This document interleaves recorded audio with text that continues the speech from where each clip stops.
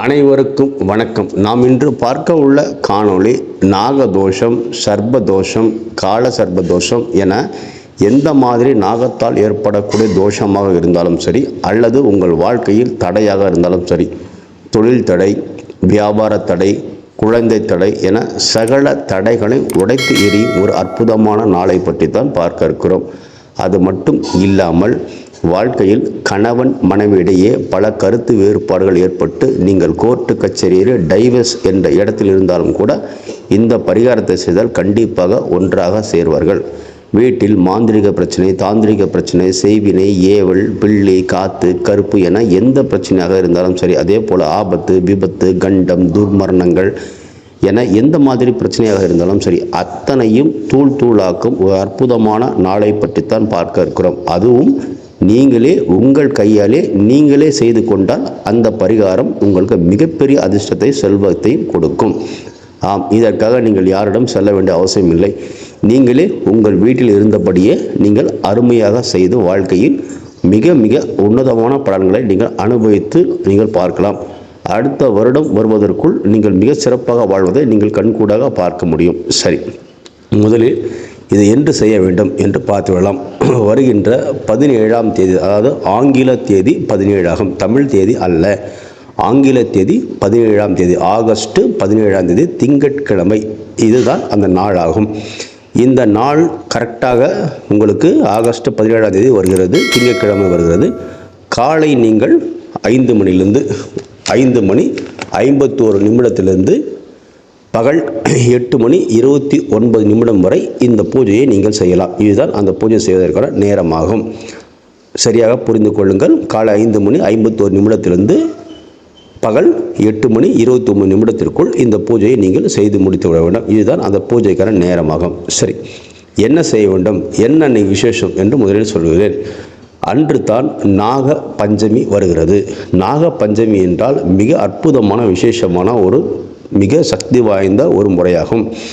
நாகதோஷங்கள் அனைத்தும் விலகி நாகத்தால் ஏற்படும் தடைகள் நீங்கி வாழ்க்கையில் வளங்களையும் செல்வங்களையும் கொடுக்கக்கூடிய நாளாக அந்த நாகப்பஞ்சமி கருதப்படுகிறது.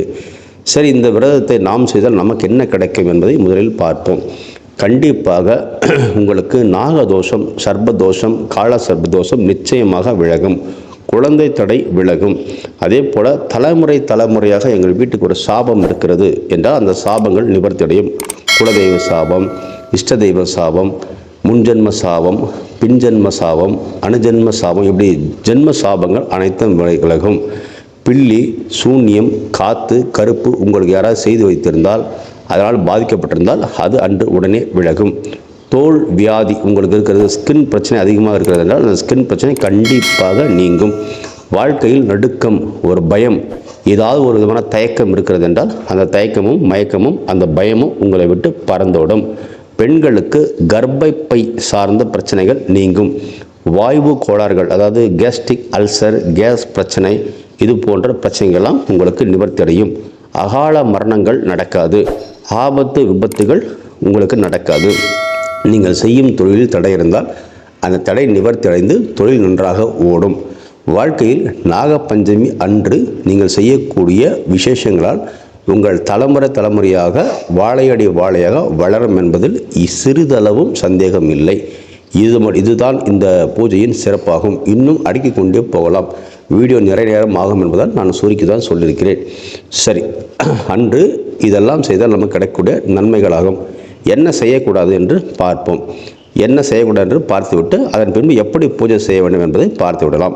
என்ன செய்யக்கூடாது என்றால், அன்று நிலம் சார்ந்த, அதாவது நிலத்தை உழுவது, ஏர் ஓட்டுவது, டிராக்டர் ஓட்டுவது, நிலத்தில் பூமி பூஜை போடுவது, இல்லை என்றால் நிலத்தை உழுவது, போர் போடுவது, இது போன்ற நிலத்தை சார்ந்த எந்த விஷயங்களும் செய்யக்கூடாது. அதே போல் கூர்மையான ஆயுதங்கள் பயன்படுத்தி நிலத்தை, மண்ணை தோண்டக்கூடாது. குறிப்பாக இரும்பு சார்ந்த எந்த பொருளும் தொடக்கூடாது. கடப்பாறை, மண்வெட்டி அல்லது ஸ்க்ரூ டிரைவர், மெக்கானிக் சார்ந்தான் யாரும் அந்த இரும்பு சார்ந்த பொருட்களை எடுத்து பயன்படுத்தக்கூடாது. அது மிக மிக மிக மிக தோஷமாகும். இது மிக மிக முக்கியமாக இருக்கும். அதே போல் கண்டிப்பாக அந்த நாளில் நீங்கள் உப்பு சேர்ந்த எந்த சமையலும் சேர்க்கக்கூடாது. நீங்கள் செய்யும் சமையல் உப்பு சேர்த்து சமைக்கக்கூடாது. அதே நேரத்தில் அந்த நாள் கண்டிப்பாக இரும்பு சார்ந்த பாத்திரங்கள், இப்போ உதாரணமாக நம்ம வடை சுடுவதற்கு இரும்பு சார்ந்த வானா வைத்திருப்போம். அது போன்ற இரும்பு சார்ந்த எந்த பொருட்களும் எந்த சமையலும் செய்யக்கூடாது. இரும்பு பொருட்களை அன்று பயன்படுத்தவே கூடாது. இது மிக மிக முக்கியமாகும். இதுதான் அன்று செய்யக்கூடாதாகும். என்ன செய்ய வேண்டும், எப்படி இந்த பூஜை செய்ய வேண்டும்னா, முதலில் அதிகாலை சூரிய உதயத்திற்கு முன்பாக நீங்கள் எந்திரிக்க வேண்டும். எந்திரிச்சு குளித்துவிட்டு கண்டிப்பாக அருகில் உள்ள அரச மரத்து அடியில் உள்ள நாக சிலைகளை நீங்கள் தேட வேண்டும். அரச மரத்து அடியில் நாக சிலை இல்லை என்றால் நேரடியாக புத்து இருக்கிறது என்றால் ஓகே, இரண்டும் சரிதான். புத்து இருந்தால் நேரடியாக நீங்கள் புத்துக்கு சென்று மஞ்சள் குங்குமம் விட்டு கையில் கண்டிப்பாக உளுத்த வடை அல்லது பால் பாயசம். உளுத்த வடை செய்தால் உப்பு போடக்கூடாது. பால் பாயசம் செய்தால் சர்க்கரை போடலாம், தப்பில்லை. பால் பாயசம் அல்லது நெய்வேத்தியம் உங்களுக்கு பிடித்தமாக கொள்ளு சாதம் உளுந்து சாதம் இது போன்று தான் இருக்க வேண்டும். வேறு எதுவும் மாற்றி செய்யக்கூடாது. இதை செய்து கொள்ள வேண்டும். முதலில் கையில் பால், முட்டை, மஞ்சள், குங்குமம் இவை அனைத்தும் இருக்க வேண்டும். அந்த புற்றுவை ஒரு 9 முறை சுற்ற வேண்டும். 8 முறை நீங்கள் சுற்றும்போது ஒவ்வொரு முறை சுற்றும் போதும் ஒவ்வொரு நாகத்தின் பெயரை சொல்ல வேண்டும். உதாரணமாக அஷ்ட நாகங்கள் பெயர் நீங்கள் இணையதளத்தில் தேடினால் கிடைக்கும். அனந்தன் போற்றி, குளிகன் போற்றி, வாசுகி போற்றி, கார்கோடகன் போற்றி என அஷ்ட நாகங்கள் பெயரை சொல்லி ஒவ்வொரு முறை வலம் வந்து அந்த பாலை ஊற்ற வேண்டும். அதன் பின்பு மிச்ச பாலை அங்கே ஒரு பாத்திரத்தில் வைத்து விட வேண்டும். அதன் பின்பு மஞ்சள் குங்குமம் இவை அனைத்தையும் நீங்கள் போட்டு விட வேண்டும். சுவாமிக்கு ஊதுபத்தி கற்பூரம் இதெல்லாம் நீங்கள் அர்ச்சனை செலவுகளெல்லாம் அனைத்தும் போட்டு விட வேண்டும். இதையெல்லாம் போட்டுவிட்டு அந்த படையெல்லாம் போட்டுவிட்டு நல்ல மனமாற அங்கே விழுந்து பிரார்த்தனை செய்ய வேண்டும். அந்த பிரார்த்தனை செய்வதற்கு முன்பாக நீங்கள் மிக மிக மிக மிக ஆஷ்டாங்கமும் சஷ்டாங்கமும் இருக்க வேண்டும். கையில் துள்ளு மாவு என்று சொல்வார்கள். அந்த துள்ளு மாவை எடுத்துக்கொண்டு அங்கே போய் படைக்க வேண்டும். பச்சரிசி மாவு இருக்கும். அந்த பச்சரிசி மாவை இடித்து கொண்டு எடுத்து அங்கே கோவிலில் கோலம் போடலாம். இல்லைன்னா ஒரு வீட்டுக்கு முன்னாடி இருந்தால் நாக கோலங்கள் நீங்கள் போகலாம், நாக கோலம் போடலாம். இவை அனைத்தும் அந்த பூஜை புனஸ்காரம் முடித்துவிட்டு அந்த 8:30 மணி வரை நீங்கள் கோவிலில் இருப்பது மிகச் சிறப்பாகும். அதன் பின்பு அனைத்து பூஜைகளும் முடித்துவிட்டு மிக திருப்தியாக சுவாமி தரிசனம் செய்துவிட்டு ஒரு 3 அல்லது 7 அல்லது 9 நெய் தீபங்கள் போட்டு வணங்கிவிட்டு மனமாற பிரார்த்தனை செய்துவிட்டு நீங்கள் வேண்டிக் கொள்ளுங்கள். உங்களுக்கு என்ன பிரச்சனை இருக்கிறதோ அத்தனை பிரச்சனையும் நீங்கள் தீர வேண்டும் வேண்டிக் கொள்ளுங்கள். அதன் பின்பு நீங்கள் வீட்டுக்கு வர வேண்டும். வீட்டுக்கு வருவதற்கு முன்பாக அங்கு மஞ்சள் குங்குமம் புற்று மண் கொடுப்பார்கள். அதை நீங்கள் கேட்டு வாங்க வேண்டும். முறையாக நாகப்பஞ்சமியை கடைப்பிடிக்கக்கூடிய கோவிலாக இருந்தால் அங்கே வந்து அந்த நாளில் ஒரு அக்ஷதை கொடுப்பார்கள். அக்ஷதை என்றால் அந்த பஞ்சமி நாளில் தான் அந்த புத்து மண்ணை எடுத்து மஞ்சள் கலந்து ஒரு பச்சரிசி கலந்து ஒரு அக்ஷதையாக தயார் செய்வார்கள். அது உங்களுக்கு சகோதரர்கள் யாராக இருந்தால், அதாவது நீங்கள் ஆண்களாக இருந்தால் உங்களது தம்பி, அல்லது பெண்களாக இருந்தால் உங்களது தம்பி அல்லது தங்கச்சி யாராக வைத்துக் கொள்ளுங்கள். உங்கள் சகோதரர்கள் இருக்க வேண்டும். அப்படி இருக்கும்போது அந்த புத்துமண் பிரசாதத்தை எடுத்து நீங்கள் அவர்களுக்கு வலது காதில் பூசும்போதும் அவர்கள் உங்களுக்கு வலது காதில் பூசும்போதும் சகல தடைகளும் நாகங்கள் வந்து தீர்ப்பதாக ஐதீகம் இருக்கிறது. இது மிக மிக சக்தி வாய்ந்த ஒரு பரிகாரமாகும்.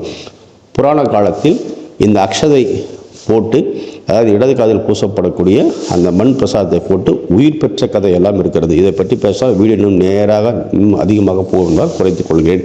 கண்டிப்பாக உங்கள் சகோதரர்களை அழைத்து இந்த பிரசாதத்தை புற்றுமண் பிரசாதத்தை பூசுமாறு வற்புறுத்தி சண்டையிட்டாது நீங்கள் பூசிக்கொள்ளுங்கள். ஏனென்றால் அப்படி பூசினால்தான் உங்களை பிடித்திருக்கக்கூடிய தோஷங்கள் நிவர்த்தி அடையும், தடைகள் உடையும், பிரச்சனைகள் தீரும். கண்டிப்பாக உங்கள் உடன் பிறந்தவர்கள் வர வேண்டும்.